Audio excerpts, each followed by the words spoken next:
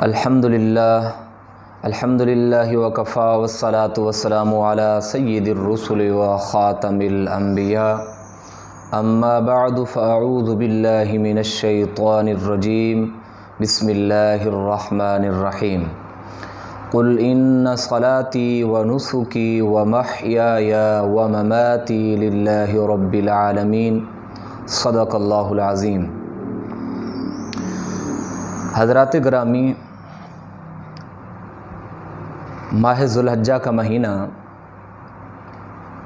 یہ بڑی فضیلت اور اہمیت کا حامل ہے،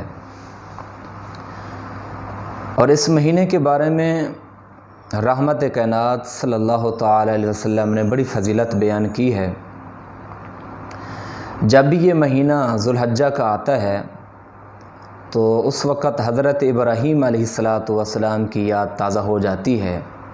ویسے بھی حضرت ابراہیم علیہ السلام کی یاد تازہ ہوا کرتی رہتی ہے، لیکن بالخصوص اس مہینے کے اندر جو حضرت ابراہیم علیہ السلام کی قربانیاں اور ان کے امتحانات، جب ان کا ایک تذکرہ آتا ہے تو دل کے اندر ایک ایسی کیفیت پیدا ہو جاتی ہے جو انتہائی حضرت ابراہیم علیہ السلام کے ساتھ لگاؤ، شفقت اور پیار اور محبت اور عشق انسان کے اندر پیدا ہو جاتا ہے۔ اور بالخصوص اس مہینے کے اندر جو ایک حضرت ابراہیم علیہ السلام نے قربانی کا سبق دیا، اور اہل اسلام کے اندر یہ قربانی کا جذبہ، دین اسلام کا جذبہ اور اس کی کیفیت جو ہے وہ انسان اور مسلمانوں کے اندر واضح طور پر ظاہر ہوا نظر آتی ہے۔ حضرت ابن عباس رضی اللہ تعالی عنہ فرماتے ہیں کہ یہ ماہ ذوالحجہ کا مہینے کے بارے میں اللہ کے رسول صلی اللہ تعالی علیہ وسلم نے فرمایا، یہ عشرہ ذوالحجہ کا یعنی یہ جو پہلا عشرہ ہے، اس عشرے سے جو ہے ان کے دنوں سے زیادہ اہمیت والا اور کوئی دن نہیں ہے جو یہ ذوالحجہ کا عشرے کی زیادہ جو اہمیت بیان کی گئی ہے، یہ بڑی فضیلت کی حامل ہے۔ تو رسول اللہ صلی اللہ تعالی علیہ وسلم نے فرمایا کہ لہٰذا تم اس پہلے عشرے کے اندر استغفار کرو، تکبیر، تحمید، تحلیل، تکبیر جو ہے تسبیح اللہ رب العزت کی بیان کرو، اور کوشش کرو کہ اس عشرے کے اندر جو ہے استغفار کثرت سے کیا جائے۔ تو اب ہم سب جانتے ہیں کہ استغفار کی بہت بڑی فضیلت ہے۔ خود رسول اللہ صلی اللہ تعالی علیہ وسلم نے بھی یہی ارشاد فرمایا، طوبی لمن وجد فی صحیفتہ استغفارا کثیرا، کہ خوش بخت انسان وہ ہے، خوش نصیب انسان وہ ہے جس کے نام اعمال کے اندر کثرت سے استغفار ہو۔ یعنی اس استغفار کی وجہ سے انسان کی زندگی کے اندر بھی اضافہ ہوتا ہے، انسان کی روزی کے اندر بھی اضافہ ہوتا ہے۔ جو استغفار کے اندر اللہ رب العزت نے سکون اور اطمینان اور چین رکھا ہے وہ شاید کسی اور چیز کے اندر نہیں ہے، کیونکہ اس کی وجہ سے، استغفار کی وجہ سے انسانوں کے گناہوں کا بھی کفارہ ہو جاتا ہے، اور انسان کے تمام تر گناہ جو ہیں وہ معاف ہو جاتے ہیں۔ تو اللہ رب العزت کی رحمت جو ہے وہ انسانوں کے ساتھ شامل حال رہتی ہے۔ اور ویسے تو اس عشرہ کا جو ہے بہت بڑی فضیلت بیان کی گئی ہے۔ قربانی کے حوالے سے ایک حدیث آپ کے سامنے رکھتا ہوں کہ حضرت زید بن ارقم رضی اللہ تعالی عنہ فرماتے ہیں کہ ایک مجلس لگی ہوئی تھی، رسول اللہ صلی اللہ تعالی علیہ وسلم بھی تشریف فرما تھے، تو صحابہ کرام رضوان اللہ علیہم اجمعین نے کچھ سوالات کیے۔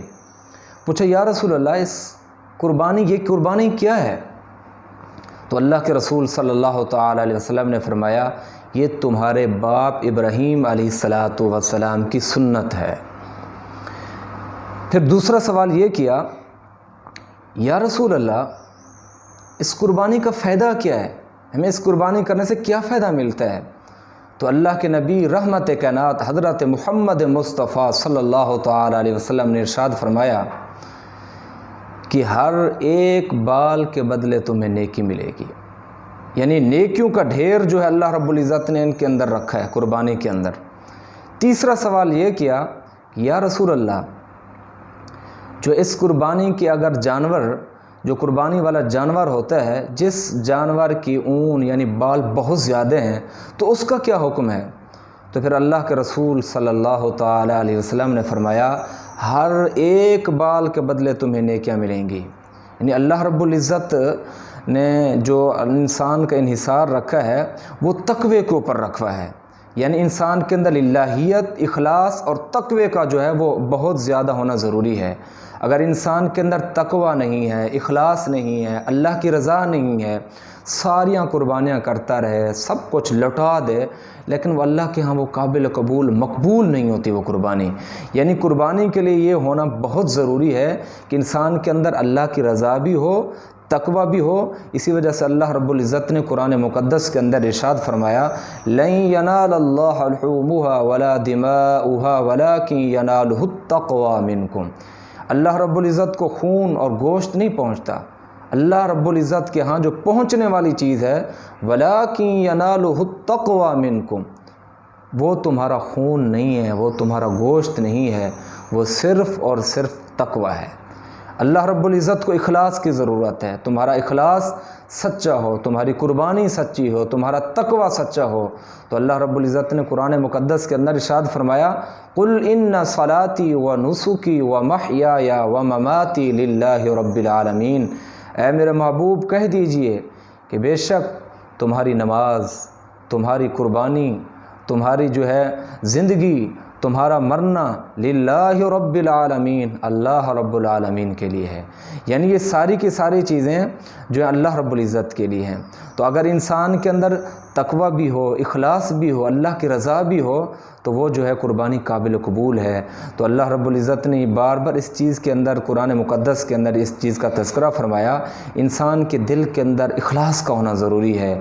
اور قربانی کا ایک جذبہ جو ہے، اسلامی جذبہ، وہ تب ابھرتا ہے، اللہ کے ہاں قابل قبول ہوتا ہے، جس وقت انسانوں کے اندر، مسلمان شخص کے اندر، مومن بندے کے اندر اللہ رب العزت کی رضا بھی شامل حال ہو، اور ایمان اور اخلاص اور تقوی بھی ہو۔ تو حضور صلی اللہ تعالی علیہ وسلم نے ارشاد فرمایا، ان یسیر الریاء شرک، کہ دکھلاوا شرک ہے۔ اگر دکھلاوے کے ساتھ قربانی کی جائے گی، ریاکاری کے ساتھ قربانی کی جائے گی، کہ لوگ کہیں کہ ماشاءاللہ اس کے پاس تو بڑے بہترین جانور ہیں، یہ بڑے مہنگے جانور لیتا ہے اور قربانیاں کرتا ہے، دل کے اندر صرف ریاکاری ہو، تو وہ قربانی قابل قبول نہیں ہوتی۔ بلکہ قربانی کے لیے اس شرط کا ہونا ضروری ہے کہ انسانوں کے اندر اخلاص کا ہونا، تقوی کا ہونا، للہیت کا ہونا بہت ضروری ہے۔ میں اسی پر اکتفا کرتا ہوں۔ اللہ تعالیٰ سے دعا ہے کہ اللہ تعالیٰ ہمیں اچھے اعمال کرنے کی توفیق عطا فرمائے اور اپنی رضا نصیب فرمائے۔ وما توفیقی الا باللہ۔